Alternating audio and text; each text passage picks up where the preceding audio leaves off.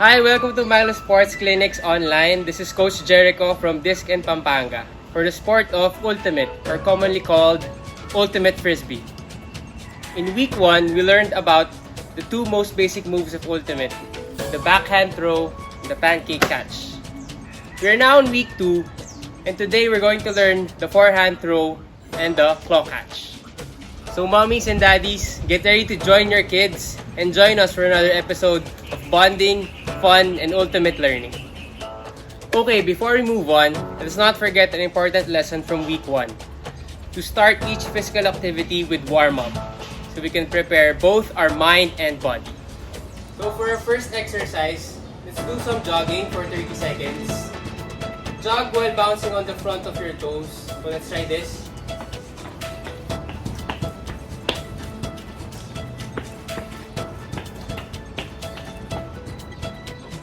Next, let's do some back pedals. Keep your body straight and slightly bend your knees while running reverse.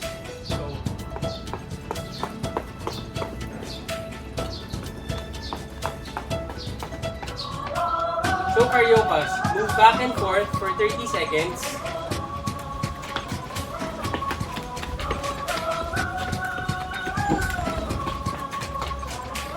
Make sure to get good rotation from your hips. Walking lunge with overhead reach. Lunge forward while raising your arms as high as you can.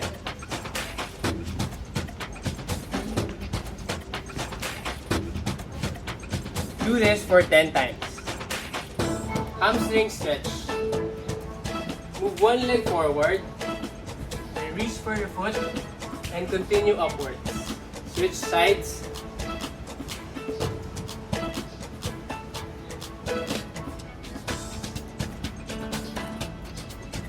Do this for 10 times. Lateral shuffle. Move back and forth for 30 seconds.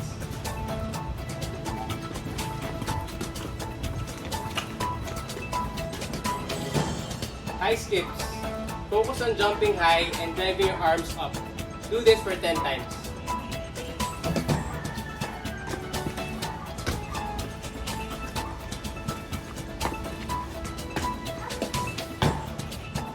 Arm circles with skips. Move back and forth for 30 seconds.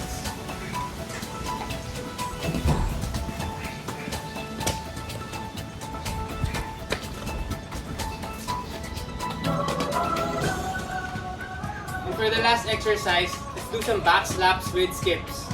Move back and forth again for 30 seconds.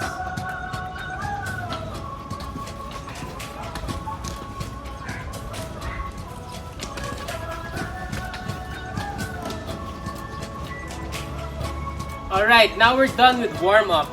Today we're going to introduce a new movement exercise. We're going to do 4 footwork drills to improve our agility, balance, and coordination. Let's start. Get 2 household items that you can use as markers and place them 2 feet apart. For our first drill, we're doing forward and backward to sprint. So, jump backwards and forwards for 5 times, then sprint. Jog back. So let's do this with a faster pace. Jump and back, forwards and backwards 5 times.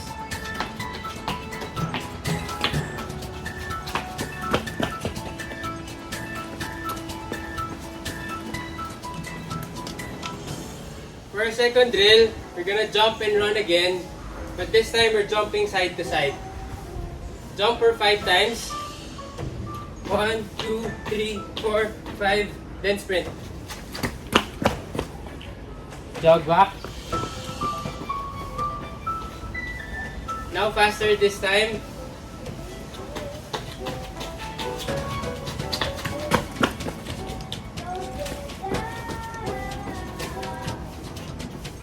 Next, we're gonna do shuffle to sprint. So do 5 shuffles to sprint. Jog back. Now with a faster pace this time. 1, 2, 3, 4, 5. Sprint. Jog back. For our last footwork drill, we're doing scissors to sprint. So again, let's do this for 5 times. 2, 3, 4, 5. Sprint. Jog back. Now, faster this time. 1, 2, 3, 4, 5. Sprint. Jog back. Before we proceed with the main part of our lesson for today, let's review what we learned last week. Do you still remember how to throw a backhand? So let's review our backhand. First, remember to put your thumb on top of the disc. The other finger should be under the rim of the disc. Lunge forward and snap your wrist. Avoid using your elbow and shoulder for throwing. So next, the pancake catch. Remember to extend your arms and open your hands. Catch the disc with your palms, not your fingers. Okay, to refresh, mommies and daddies, partner up with your kids. And let's do 5 sets of backhand throws and pancake catches.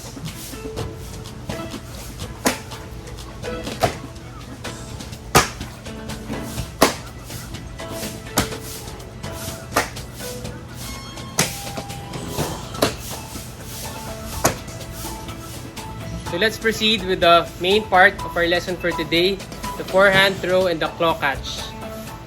So, how to throw a forehand? Let's start with the grip.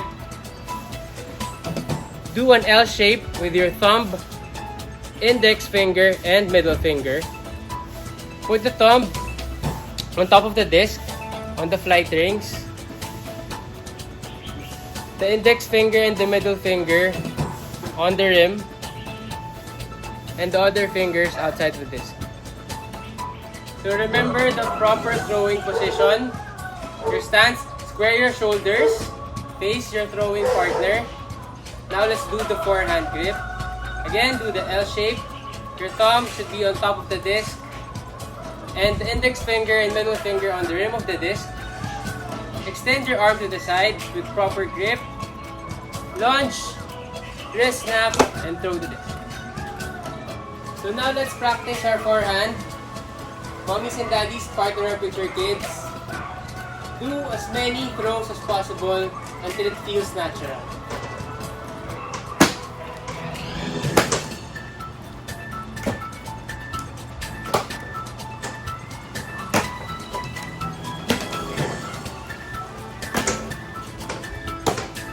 So last week we learned about the pancake catch, one of the most basic catches in Ultimate. Now we're going to teach you the claw catch. It's a two-hand catch where sometimes we need to receive the disc above the shoulders or below the knees. So we'll demonstrate the claw catch. If it's above the shoulders, your thumb should be under the disc upon catching the disc.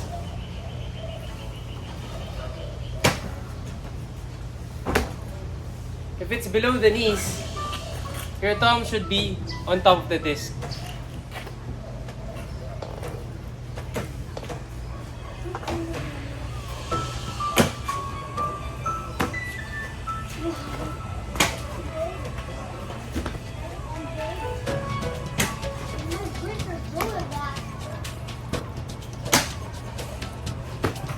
Now it's time for cool down.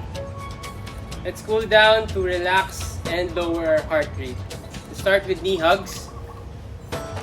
1, 2, 3, 4, 5, 6, 7, 8. Switch leg. 1, 2, 3, 4, 5, 6, 7, 8. Leg cradles. 1, 2, 3, 4, 5, 6, 7, 8. Switch leg. 1, 2, 3, 4, 5, 6, 7, 8. Lunge. 1, 2, 3, 4, 7, 8. Step back, switch leg. 1, 2, 3, 4, 5, 6, 7, 8. Last, dynamic lunge.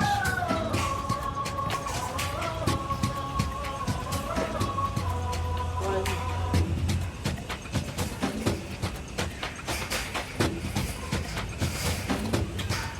Other leg.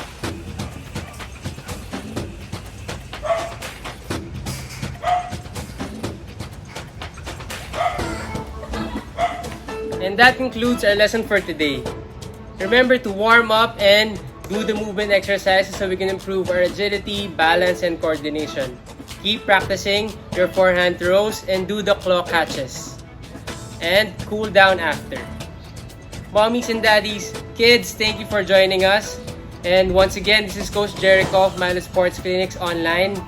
See you again on the next Ultimate Learning episode.